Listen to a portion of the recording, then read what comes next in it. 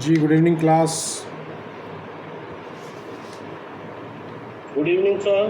Good evening sir. जी कैसे हैं आप सर सब? जी। How are you all of you?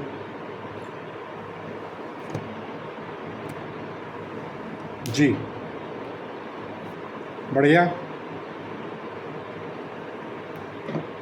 Ji sir.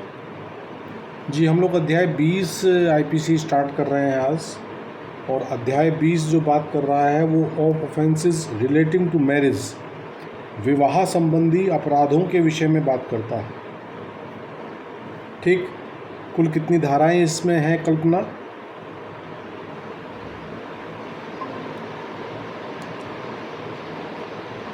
जी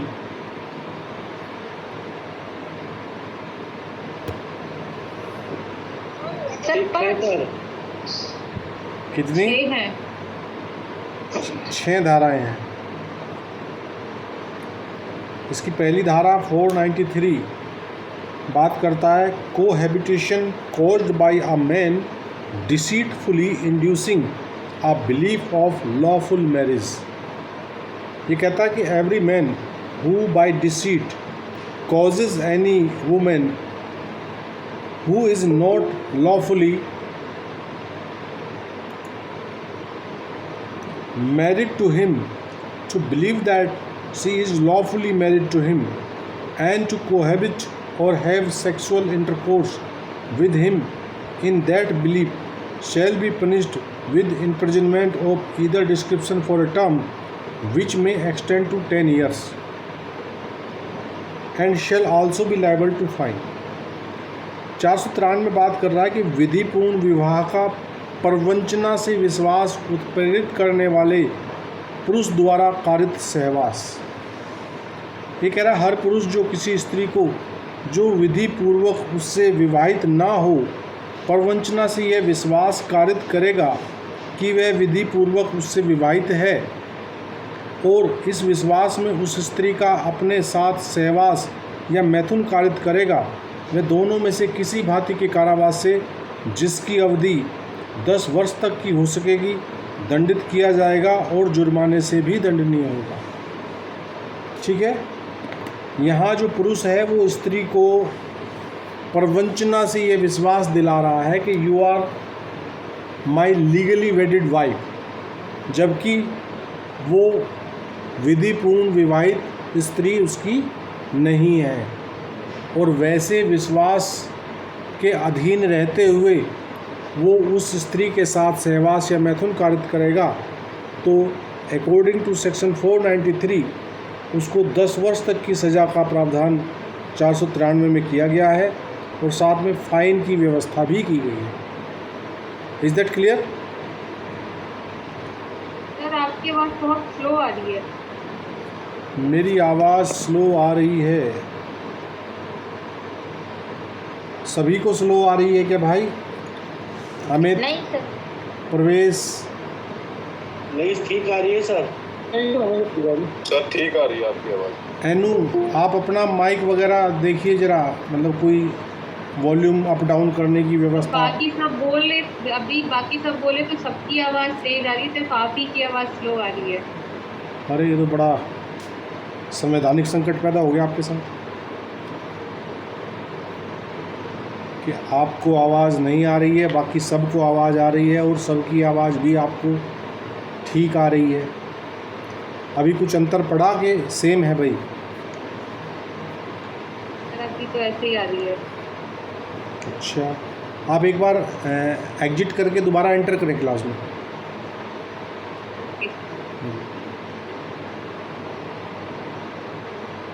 जी,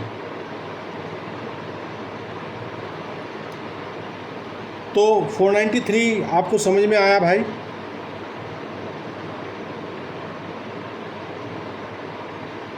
हाँ जी, अमित भाटी जी।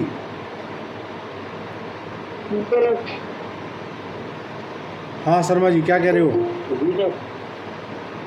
मैंने कहा 493। जी जी जी जी जी। देखिए अध्याय 20 से संबंधित जो मसले हैं उससे रिलेटेड सीआरपीसी की एक धारा है, कौन बताएगा? सर वॉइस बहुत कम आ रही है हमारी साइड। शोभित, आपको भी वॉइस कम आ रही है, एनू को भी कम आ रही थी। एनू, अब क्या स्थिति है आपकी? सर अभी भी ऐसे ही आ रही है, बहुत स्लो। चलिए मैं एक बार एग्जिट होके दोबारा एंटर करता हूँ, शायद कुछ अंतर पड़ जाए। हाँ जी, हेलो। सर अभी ठीक है। शोभित जी सर, तभी थोड़ा जी, मैं ये पूछ रहा था कि अध्याय 20 से रिलेटेड सीआरपीसी की एक धारा है, वो कौन सी धारा है? जयबू निशा जी। 125।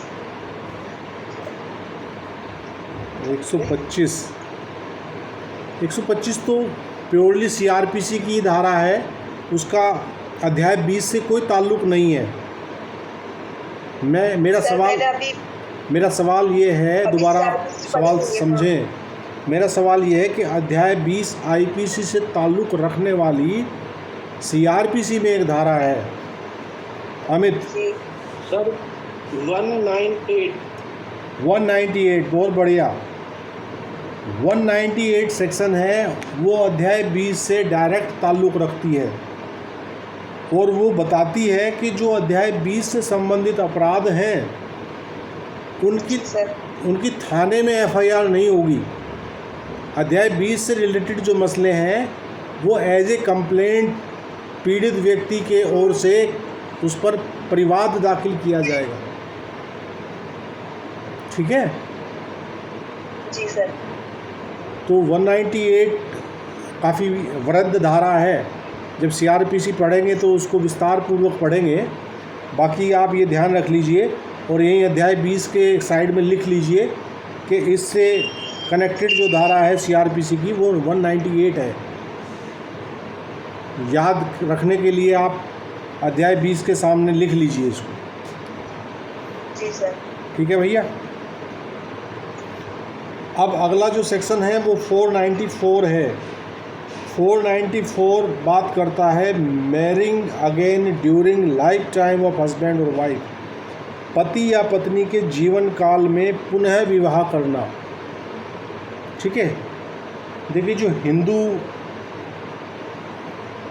कोड बिल है उसमें सिंगल मैरिज का कंसेप्ट है, तो सेकंड मैरिज जो है वो लीगली कैसी होती है? अगर कोई सेकंड मैरिज कर ले तो उसका लीगल भविष्य क्या होता है? वो लीगली वॉइड होती है। वॉइड ऑफेंस भी है और वो ऑफेंस भी है और वो वॉइड है। वॉइड एब इनिशियो, प्रारंभ से ही शून्य है, वो शून्य करणीय नहीं है सर्वजित। जी जी जी ठीक है, शून्य और शून्य करणीय जब हिंदू मैरिज एक्ट पढ़ेंगे तब विस्तार पूर्वक अध्ययन किया जाएगा कि what is void marriage and what is voidable marriage. ठीक है, इसमें अक्सर कन्फ्यूजन हो जाता है वॉइड और वॉइडेबल में। तो 494 बात कर रहा है कि whoever having a husband or wife living marriage in any case in which such marriage is void by reason of its taking place during the life of such husband or wife shall be punished with imprisonment of either description for a term which may extend to 7 years and shall also be liable to fine। 494 जिसको हम bigamy के नाम से भी जानते हैं, तो bigamy क्या है? ये कह रहा है कि जो कोई पति या पत्नी के जीवित होते हुए किसी ऐसी दशा में विवाह करेगा जिसमें ऐसा विवाह इस कारण शून्य है कि वह ऐसे पति या पत्नी के जीवन काल में होता है, वह दोनों में से किसी भांति के कारावास से जिसकी अवधि 7 वर्ष तक की हो सकेगी दंडित किया जाएगा और जुर्माने से भी दंडनीय होगा। ये 494 कह रहा है। यहाँ एक्सेप्शन भी है इसका। एक्सेप्शन क्या कह रहा है? एक्सेप्शन कह रहा है कि this section does not extend to any person whose marriage with such husband और wife has been declared void by a court of competent jurisdiction.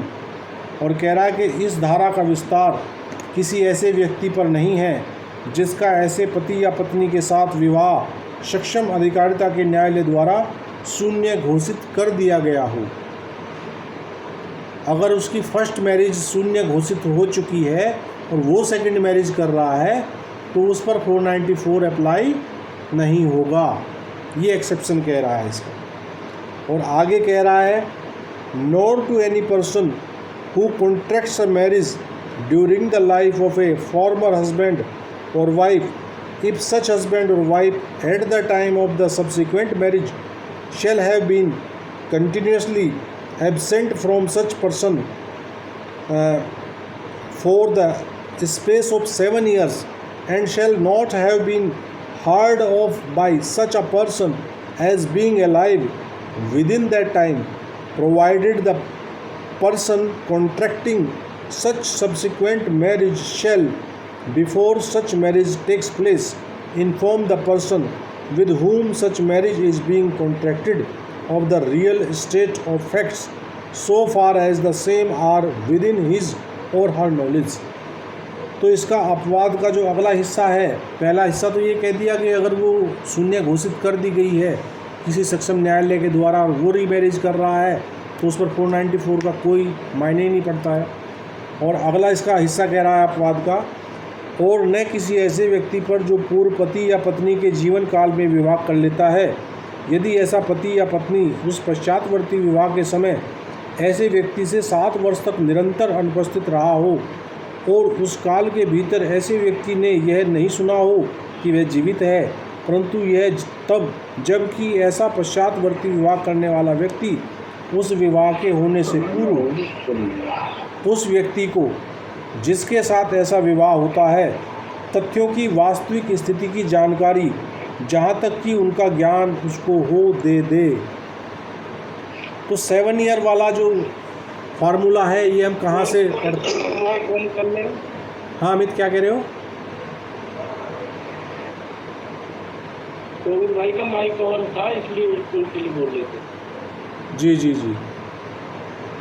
तो ये 7 वर्ष वाली जो उपधारणा है ये कहाँ से ली गई है भाई, कहाँ पढ़ते हैं इसको हम? सर हिंदू विवाह 04 भी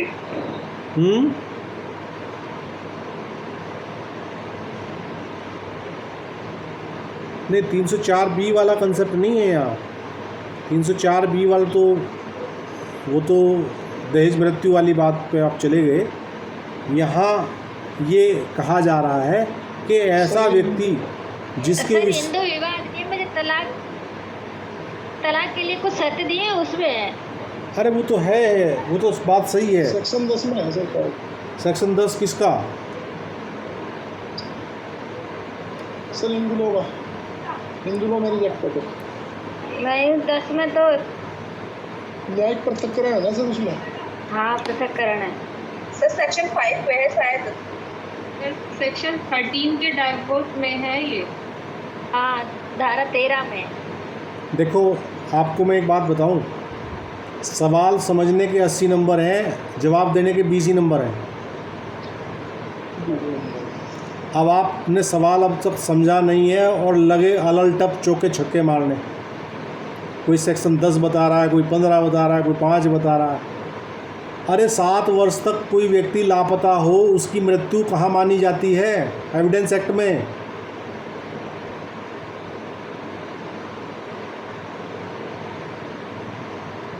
क्यों शोभित?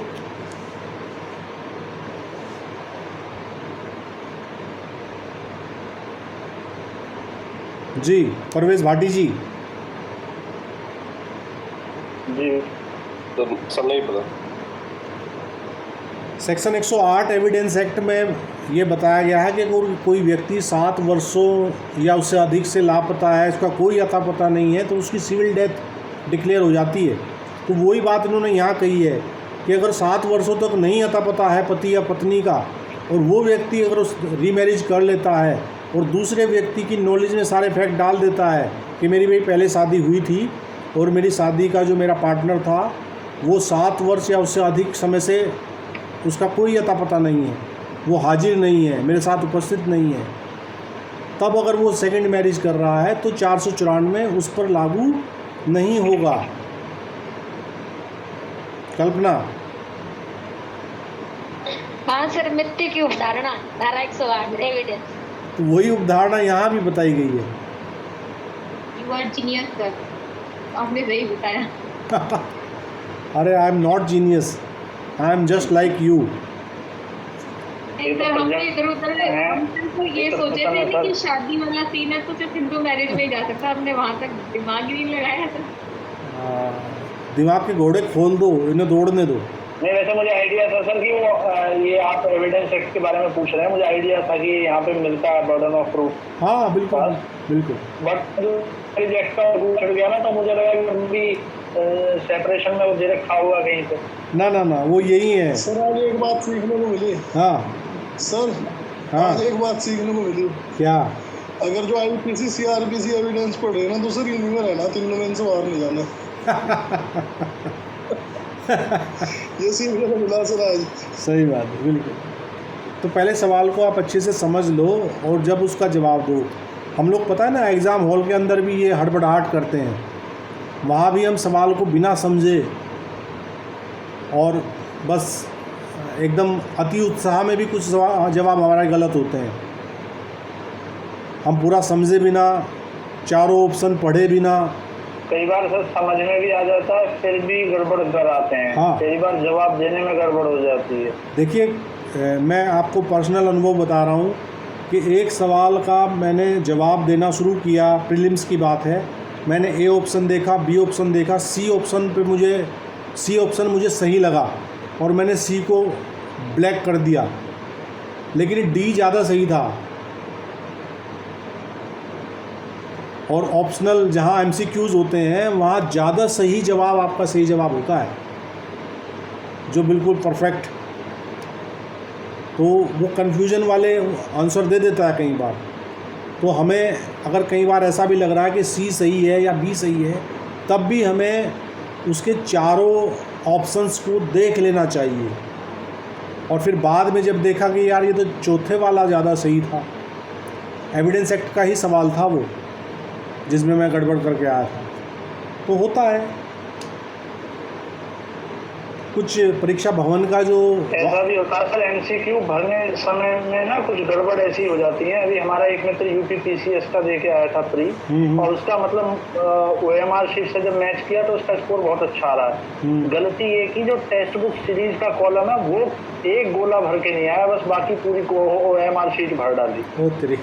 अब वो चेक ही नहीं होगी, तो ये मतलब बड़ा मुश्किल हुआ। हाँ, ये तो जब भी आप प्रीलिम्स में जो एंट्रीज़ है वो एंट्रीज़ भी प्रॉपरली आपको भरनी चाहिए, सही तरीके से सारा कुछ करके, ठीक है ना? जी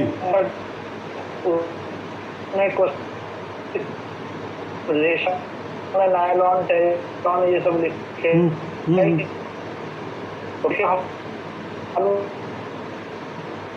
योर वॉइस इज ब्रेकिंग सो आपकी आवाज़ मुझे दुरुस्त नहीं आ रही है, आपकी आवाज़ कट के आ रही है। जी, एक केस लॉ है, नोट कर लीजिए, Gopal versus state AIR 1979। Gopal versus state AIR 1979, supreme court 713।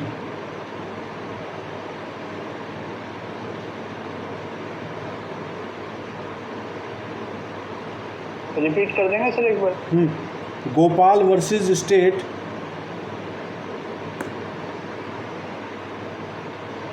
AIR 1979, supreme court 713। ये कह रहा है, इसमें ऑनरेबल कोर्ट ने फरमाया है कि पश्चातवर्ती विवाह के चाहे सभी आवश्यक अनुष्ठानों का पालन अच्छे तरीके से किया गया हो, कितने ही बेहतर तरीके से क्यों ना किया गया हो, यदि विवाह हिंदू विवाह अधिनियम 1955 की धारा 17 के तहत शून्य है, तो यह नहीं कहा जाएगा कि अभियुक्त धारा 494 के अधीन दोषी नहीं है।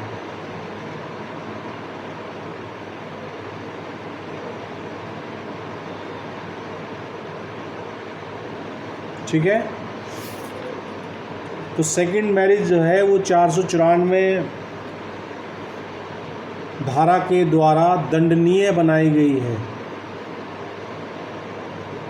ठीक है, और ये सेक्शन जो है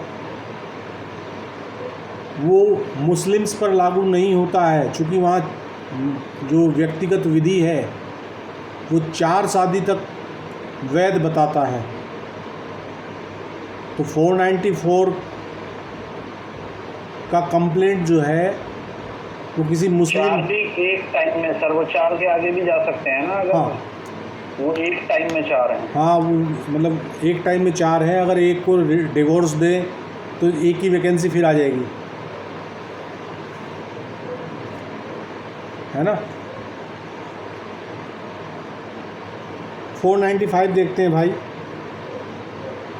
495 कह रहा same offence with concealment of former marriage from person with whom subsequent marriage is contracted. 495 में कह रहा कि वही अपराध पूर्ववर्ती विवाह को उस व्यक्ति से छिपाकर जिसके साथ पश्चातवर्ती विवाह किया जाता है। तो कह रहा whoever commits। हाँ अमित,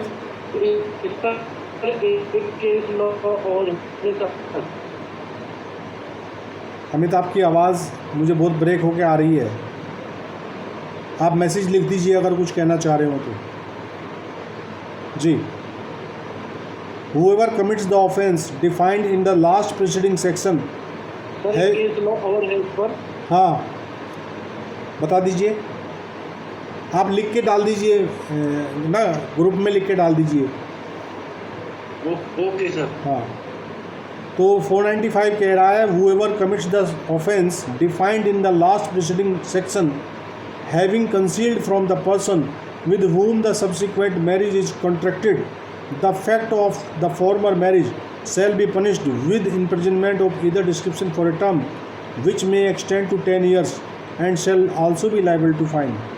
तो 494 में तो कौन है पीड़ित? 494 में पीड़ित कौन है भाई? मान लीजिए कोई पुरुष अगर हाँ हाँ बोलो, जिसके साथ विवाह किया हो, वो तो 495 में है। 494 की बात कर रहा हूँ। 494 में यदि किसी स्त्री का पति दूसरी शादी कर लेता है तो वहाँ पीड़ित हुई पहले वाली पत्नी, वो कंप्लेंट लेके आएगी 494 की। जी सर। और 495 में पीड़ित है वो नेक्स्ट पर्सन जिससे सेकंड मैरिज की जा रही है और फर्स्ट मैरिज का फैक्ट जो है वो कंसील करके की जा रही है। सेकंड वाली को नहीं बताया कि मैं पहले से शादीशुदा हूँ, तो वहाँ उस अवस्था में 495 का पीड़ित कौन हुआ? सब्सिक्वेंट मैरिज का पार्टनर, चाहे वो स्त्री हो या पुरुष हो। क्यों नू? जी यस सर। समझ आ गया 495? तो 495 में कंप्लेंट लेके वो बंदा आएगा जो ये कहेगा कोर्ट से आके कि जी फला व्यक्ति ने मुझसे शादी की है और ये बंदा ऑलरेडी शादीशुदा था और ये फैक्ट मुझसे कंसील करके इसने मेरे साथ दूसरी शादी की है। हो सकता है उसकी पहली पत्नी ने परमिट किया हो उसे कि जा भाई तू सेकंड मैरिज कर ले। ये ऐसे मामले हैं कि जब तक पीड़ित व्यक्ति कोर्ट के समक्ष जाके खुद कंप्लेंट ना करे तब तक कोई मायने नहीं है इनका। भाई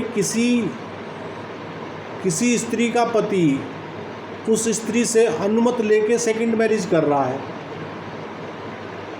तो वो सेकंड मैरिज लीगली शून्य है, कोई बात नहीं है, बिल्कुल उसका कोई महत्व नहीं है। लेकिन जब तक पहले वाली पत्नी ना कंप्लेंट लेके खड़ी हो कि जी सेकंड मैरिज की है, तो 494 के लिए आप समन थोड़ी कर लोगे किसी को। समाज में बहुत सारे ऐसे मसले होते हैं जहाँ एक पुरुष की 2 पत्नियां हैं, आज भी हैं, कुछ परिस्थितिवश हो जाता है। बहुत सी परंपराएं ऐसी हैं कि भाई 2 भाई हैं, एक भाई की मृत्यु हो गई तो दूसरे भाई की स्त्री को भी जो है वो रुपया देना, चादर उड़ाना, वो मतलब कि शब्दावली अलग अलग हो सकती हैं लेकिन उनका अर्थ एक ही है। तो बहुत सारे मसले आप लोगों की नॉलेज में भी होंगे, लेकिन ये मामले चूँकि 198 CRPC कहता है कि इनके लिए पीड़ित पक्षकार को स्वयं कंप्लेंट लेके हाजिर होना पड़ेगा। कुछ परिस्थितियाँ ऐसी भी हैं कि वो स्वयं ना आ सकते हो तो उनके रिप्रेजेंटेटिव भी आ सकते हैं। वो जब हम 198 पढ़ेंगे विस्तार पूर्वक तब उसको अच्छे से डील करेंगे। तो 495 समझ आ गया इनू? 495 में दोनों हो सकते हैं ना? दोनों कौन? हाँ, मतलब हस्बैंड या वाइफ दोनों ही पीड़ित हो सकते हैं ना, दोनों ही कंप्लेंट कर सकते हैं। भाई वो जो पहले वाली वाइफ है वो 494 की कंप्लेंट कर सकती है, और जो सब्सिक्वेंट वाली वाइफ है, जो शून्य विवाह की वाइफ है, वो 495 की कंप्लेंट कर सकती है। यही तो कह रहे हो आप? सर इसमें यही तो है सर, जिससे पहला विवाह छिपाकर मतलब दूसरी शादी की है, हाँ वही हाँ पीड़ित व्यक्ति है। हाँ, बिल्कुल बिल्कुल बिल्कुल। तो दोनों के ऑप्शन खुले हैं, दोनों तरफ से गाल बजाई गाल पिटाई हो सकती है। दूसरी मैरिज तो वॉइड ही है ना। हाँ, वो भले पहली वाली के हिसाब से जो अगर दूसरी शादी करता है तो पहले की कंप्लेंट में वो तो वॉइड ही शादी है, शादी तो वैलिड है ही नहीं वो। ना ना ना, शादी वैलिड नहीं है। तो उसके 3 साल भी तो बढ़ा दिए भैया सेंटेंस में। भाई यहाँ तो कॉम्पनसेट किया कोर्ट ने। यहाँ तो उसको भाई उसकी क्रिमिनलिटी हम पढ़ रहे हैं, ऑफेंस उसको यहाँ बताया गया है। भाई वो वॉइड है, वॉइडेबल है, क्या स्थिति है वो एक अलग मैटर है, लेकिन यहाँ आपराधिकता बताई गई है। 494 में बाइगेमी बताई गई है, और बाइगेमी के जो भी पार्टनर हो सकता है, भाई किसी का पति भी दूसरा विवाह कर सकता है जीवन काल में, और किसी की पत्नी भी दूसरा विवाह कर सकती है जीवन काल में। 495 कह रहा है उस अगले पक्षकार की जिससे ये तथ्य छिपाते हुए विवाह किया गया है, सेकंड मैरिज जो की गई है। जी, इज दैट क्लियर? अब नेक्स्ट आप बता रहे हैं कि 494 में हस्बैंड हो सकता है, वाइफ भी, दोनों में से कोई भी। लेकिन सर 495 में मतलब आप बोल रहे हैं कि जो पहली वाली वाइफ है वो कंप्लेंट करे और जो दूसरी वाली है वो भी करे। तो सर इसमें हस्बैंड नहीं कर सकता कंप्लेंट अगर किसी की वाइफ दूसरी शादी कर ले? हाँ हाँ, वो तो दोनों ही कर सकते हैं ना, दोनों कर सकते हैं। हाँ, वही पूछ रहे थे। हाँ बिल्कुल। देखिए वुमेन एम्पावरमेंट के एंगल से सर ने महिला को प्रायोरिटी दी। नहीं नहीं, देखिए यहाँ शब्द क्या आया है, whoever commits, whoever, तो whoever में दोनों आ जाते हैं, ठीक है ना भाई। 494 जो है यहाँ भी whoever शब्द आया है, whoever having a husband और wife, तो दोनों ही पक्षकार कर सकते हैं ना भाई। विवाह तो बाइगेमी किसी के द्वारा भी की जा सकती है, ज़रूरी नहीं है। हालांकि समाज में ज़्यादा मसले बाइगेमी के पति के द्वारा किए गए पाए जाते हैं, पत्नियों के द्वारा सेकंड मैरिज के बहुत सारे चांस, मतलब बहुत रेयर चांस हैं। ये पति ही इतने चालू किस्म के होते हैं कि एक नागपुर में है, एक कानपुर में है, कानपुर वाली को नागपुर वाली का नहीं पता, नागपुर वाली को कानपुर वाली का नहीं पता, ठीक है। तो अगर वो तथ्य प्रकाश में आ जाते हैं तो जो पहले वाली है वो तो 494 में कंप्लेंट करेगी, और जो सेकंड वाली है वो कहेगी कि जी मुझे तो पहले वाला विवाह बताया ही नहीं इसने, लुच्चे ने, मेरे से तो फैक्ट छिपा के ब्याह कर लिया इसने।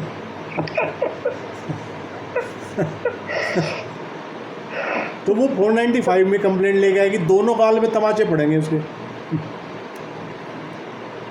क्लियर हो गया? 495 से कोई तीसरा पकड़ लें, दोनों को छोड़। तो क्लियर हो गया भाई, 494 और 495 क्लियर हो गया? जी सर। हाँ, जी बस सर, क्लियर है। आपका कंसेप्ट क्लियर कराना ही हमारा उद्देश्य है, लगे रहिए जी। परवेश भाटी जी क्लियर है?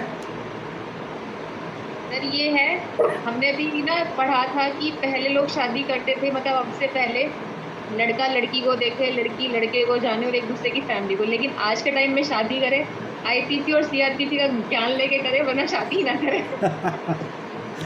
सही है। जी सर, क्लियर है। वैसे ये आईपीसी सीआरपीसी का ज्ञान ना, मतलब मेरा अन्यथा ना ले मेरा मतलब, हालांकि सभी एक जैसे नहीं होते। हमारे यहाँ कोर्ट के अंदर जो महिला अधिवक्ताएं हैं उनकी जो मैरिज सक्सेस रेट है वो बहुत लोअर साइड पे है। मतलब ये एक मेरी निजी राय हो सकती है, आप लोगों के यहाँ क्या स्थिति है मैं नहीं कह सकता। तो हमारे सीनियर भी सर कुछ इस तरह की ओपिनियन अपनी रखते हैं, वो भी बताते हैं कि वो बंदर के हाथ में माचिस के जैसा लॉ का पता चल जाना, तो वो सारी सेक्शन एक्सरसाइज करते हैं भाई। हाँ, तो बहुत सारे मसले ऐसे हैं, मतलब सब ऐसे पांचों उंगलियां तो बराबर नहीं होती। सही बात ये है कि इनका जो इस्तेमाल है वो कभी स्वयं पर ना करें। जैसे होम्योपैथिक की जब पढ़ाई कराई जाती है ना, तो सबसे पहले उनको यही बताया जाता है कि ये जो आप यहाँ सिम्टम्स पढ़ रहे हैं इनका प्रयोग अपने ऊपर ना करें, क्योंकि आपको यहाँ सिम्टम्स पढ़ते ही सारे अपने शरीर में नज़र आएंगे वो, यार ये बात तो मेरे अंदर भी है, मेरे साथ भी समस्या हो रही है, तो ला पहले दवा मैं अपने ऊपर ही इस्तेमाल करूँ। तो उनको ये बताया जाता है कि भाई अपने ऊपर मत करना इस्तेमाल, इसको आपके प्रयोग के लिए आपके मरीज़ हैं, आपके क्लाइंट हैं, उन पर आप प्रयोग करो कानून का ज्ञान। तो ऐसी बात नहीं है। लेकिन ये सच्चाई है सर, महिला अधिवक्ताओं की शादी का जो सक्सेस रेट आप बता रहे हैं ना, रियली वो बहुत कम है, मैंने देखा। हाँ, तो पांचों उंगलियां तो बराबर नहीं होती, भगवान हमें माफ़ करें, हम ऐसी बात कर रहे हैं, है ना। सर आपकी क्लास रिकॉर्डेड और होती है, यूट्यूब पे जाती है। इसीलिए माफ़ी मांग ली भैया मैंने।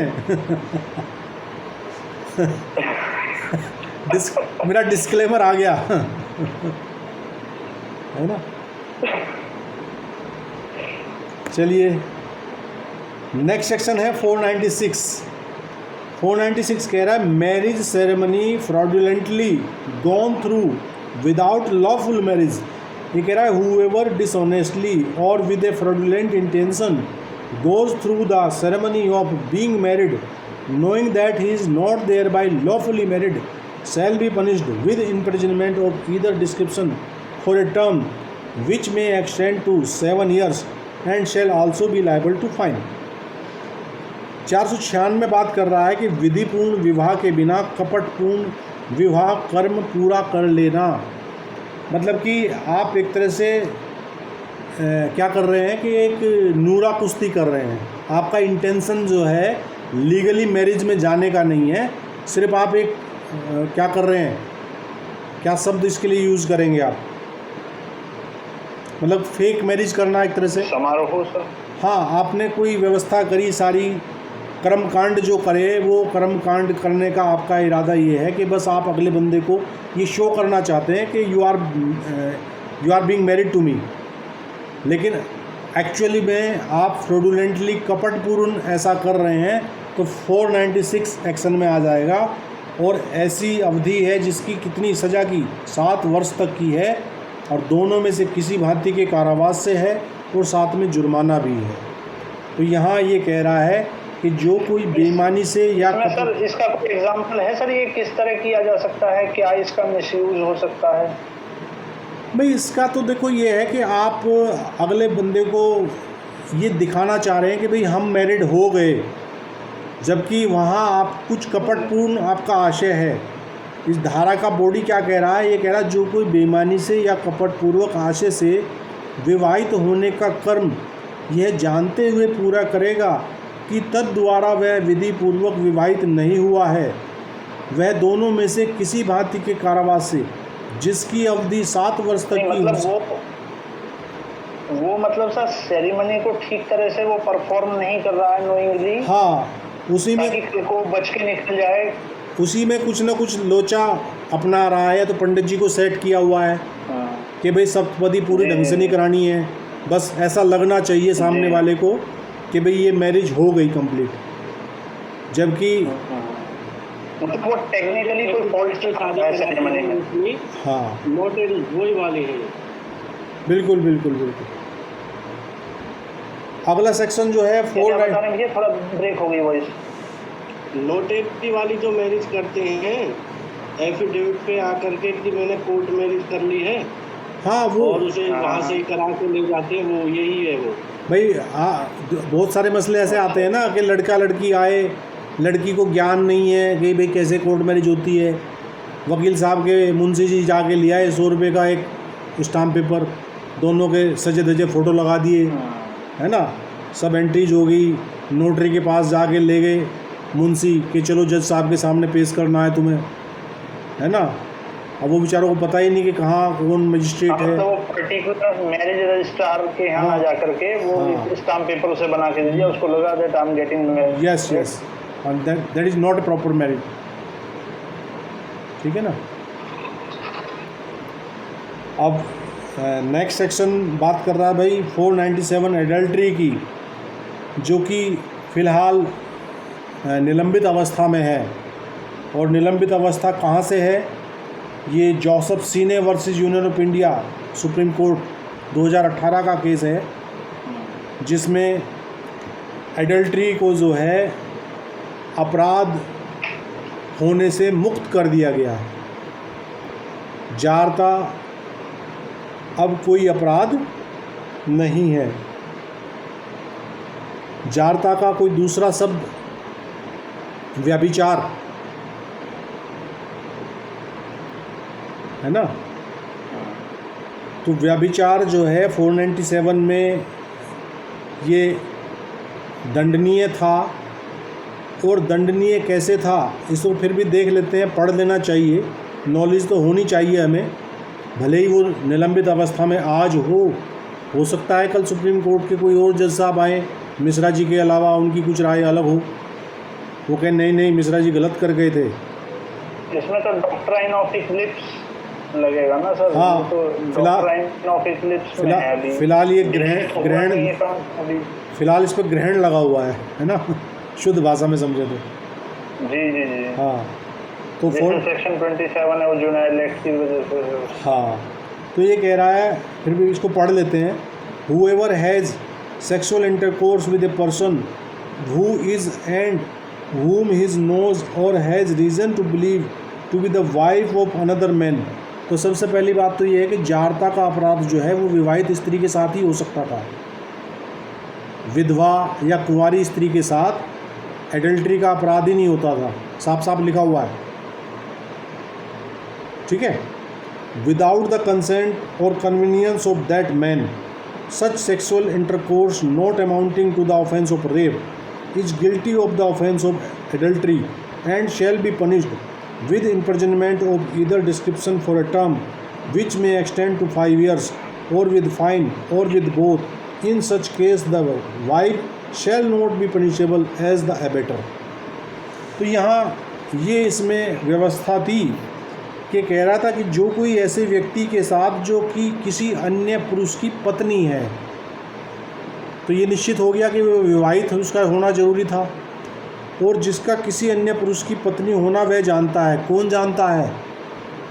जो जारता जो कर रहा है वो, ठीक है, या विश्वास करने का कारण रखता है उस पुरुष की सम्मति या मौनानुकूलता के बिना। तो यानी कि इसमें एक बात और थी कि यदि पति ने परमिट कर दिया किसी अन्य व्यक्ति को कि मेरी पत्नी के साथ आप सेक्सुअल इंटरकोर्स करें, तब भी 497 में हवा हो जाता था, क्योंकि यहाँ गया सम्मति के या मौनानुकूलता के बिना। तो यानी कि सम्मति या मौनानुकूलता अगर प्रेजेंट थी तो 497 हवा। ठीक, मैथुन करेगा जो बलात्संग के अपराध की कोटि में नहीं आता, रेप नहीं आएगा वो, ठीक है, रेप नहीं माना जाएगा। वह जार क्रम के अपराध का दोषी होगा और दोनों में से किसी भांति के कारावास से जिसकी अवधि 5 वर्ष तक की हो सकेगी या जुर्माने से या दोनों से दंडित किया जाएगा। और ऐसे मामले में पत्नी दुष्प्रेरक के रूप में दंडनीय नहीं होगी। तो जो पत्नी थी, पत्नी को कोई दोष पत्नी का नहीं होता था, केवल वो व्यक्ति दोषी होता था जो किसी अन्य व्यक्ति की पत्नी से उसकी सम्मति या मौनानुकूलता के बिना सेक्सुअल इंटरकोर्स करता था, उस पर 497 अप्लाई होती। सुप्रीम कोर्ट ने जब इसको हिट किया तो उन्होंने यही कहा कि जो इसमें शब्दावली है कि उस पुरुष की सम्मति या मौनानुकूलता, तो उन्होंने इसी शब्द को पकड़ा। उन्होंने कहा कि ये जो पत्नी है, पत्नी का वो स्वामी थोड़ा ही है कि वो उसकी सर्वेंट है, उसकी नौकर है या उसकी दासी है कि जिसके लिए वो सम्मति दे। सम्मति से अगर कोई ऐसा कृत्य कर रहा है तो कोई मामला नहीं बनेगा 497 का। तो उन्होंने जो है फिर कुछ मसले ऐसे भी आए थे कि भाई जो स्त्री है वो भी बराबर की हिस्सेदार है उस क्रम में, तो स्त्री को भी इसमें दंडनीय बनाया जाए, उसके लिए भी दंड की व्यवस्था की जाए। तो बहुत सारे मसले ऐसे उठाते सुप्रीम कोर्ट ने कहा कि भाई ऐसा है, हम इस 497 की राड मार रहे हैं, ख़त्म कहानी। पति जो है पत्नी का स्वामी नहीं है, मास्टर नहीं है। पत्नी की इच्छा है कि वो जहाँ चाहे, जैसे चाहे, अगर किसी अन्य व्यक्ति से वो संबंध बनाना चाहे तो सी इज़ फ्री। लेकिन जो सेक्शन 13 हिंदू मैरिज एक्ट में जो आधार हैं तलाक के, उसमें भी एक आधार है जार कर्म। उसमें क्या लिखा हुआ है कि विवाह के पक्षकार ने किसी अन्य स्त्री या पुरुष के साथ कोई अगर सेक्सुअल रिलेशन बनाया हो तो that is a base of, क्या एक वो आधार है तलाक की डिक्री मांगने का। तो उन्होंने कहा कि वहाँ वो जो का तो बना रहेगा। अगर कोई व्यक्ति अपनी, इसीलिए तो वायलेटिव माना गया ना सर इसको। ये जो आर्टिकल 14 का वायलेशन माना गया ना सर इसको। इक्विटी बिफोर लॉ की जब हम बात करते हैं तो जेंडर इक्वालिटी की ये बात नहीं करता है। वो मेल को मतलब इसमें इस तरह पनिश किया जा रहा है, वुमेन को सर छोड़ा जा रहा है। हाँ, ऐसा भी कि आप वुमेन एम्पावरमेंट। हाँ, तो वो सेक्शन 14 को आधार बनाते हुए तो रिट्स आई थी कि भाई यहाँ अगर आप किसी पुरुष को दंडित कर रहे हो तो व्हाई नॉट सी गिल्टी। तो फिर सुप्रीम कोर्ट ने कहा कि भाई मैं ना स्त्री को तो पहले ही छोड़ रखा है, हमने पुरुष को भी बरी कर दिया, जाओ और आप चाहें तो आप तलाक ले लीजिए अगर आप अपनी पत्नी के या पति के किसी इस तरह कृत्य से आप सहमत नहीं है तो। ये अग्रीव जो हस्बैंड था उसको मैक्सिमम यही रिलीफ था that he can go to the family court for divorce. बस। जी।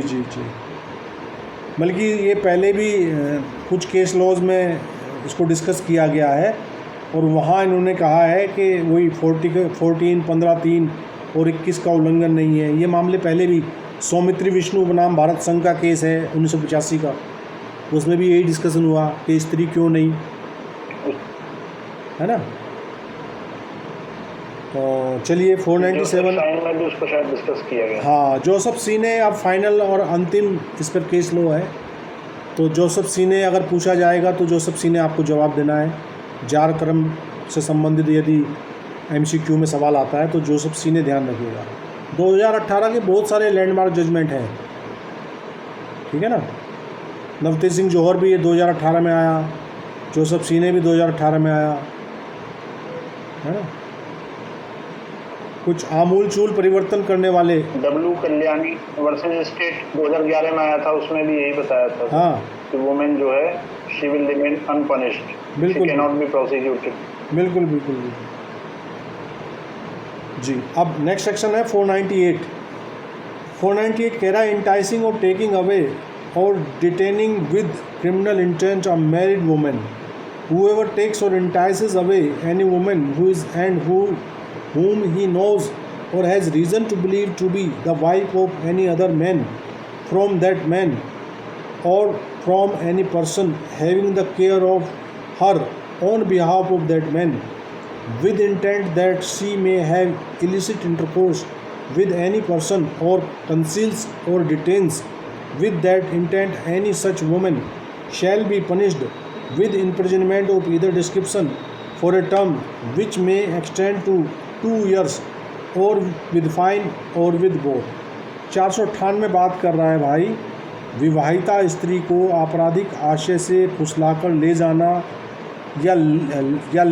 या निरुद्ध रखना।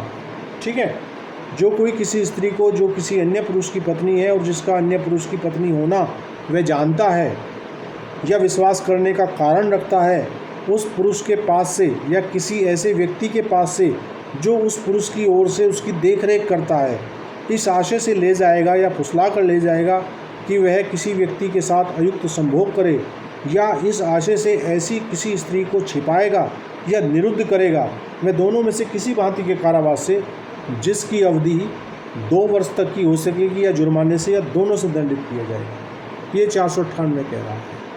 ये बहका कर फुसला कर ले जाने वाली अवस्था कह रहा है कि कोई अगर किसी की स्त्री को बहका कर फुसला कर ले जा रहा है और किस इरादे से ले जा रहा है कि वो इलिसिट इंटरकोर्स में जाए किसी अन्य व्यक्ति के साथ, तब ऐसी अवस्था में जो फुसला कर ले जाएगा उसको 2 वर्ष तक के लिए दंडित किया जा सकता है। तो ये जो पूरा चैप्टर हमने पढ़ा अध्याय 20 की समस्त धाराएँ हमने देखी। इसमें तो भी पनिश हो सकती है। हाँ जी, ये ऑफेंस तो सर लेडी भी कर सकती है ना। लेडी किसके लिए?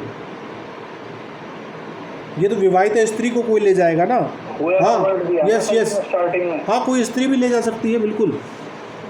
इसके लिए पुरुष होना जरूरी नहीं है। बहुत सी स्त्रियां ऐसा बहलाकर फुसलाकर गलत धंधों में स्त्रियों को लगाने के लिए ले जाती हैं, तो बिल्कुल लग जाएगा उनको। ठीक है, तो इसको आप अध्याय 20 को 198 CRPC से कनेक्ट रखें। और ये सारे मामले ऐसे हैं कि जिनमें कि परिवाद ही आएगा। परिवाद कैसे आएगा? जब उसकी प्रक्रिया पढ़ेंगे, 198 को पढ़ेंगे CRPC में अच्छे से, तब समझेंगे। तो चलिए आज की क्लास को हम यही विराम देते हैं। सभी को शुभ रात्रि, गुड नाइट, शब बखैर। Thank you sir.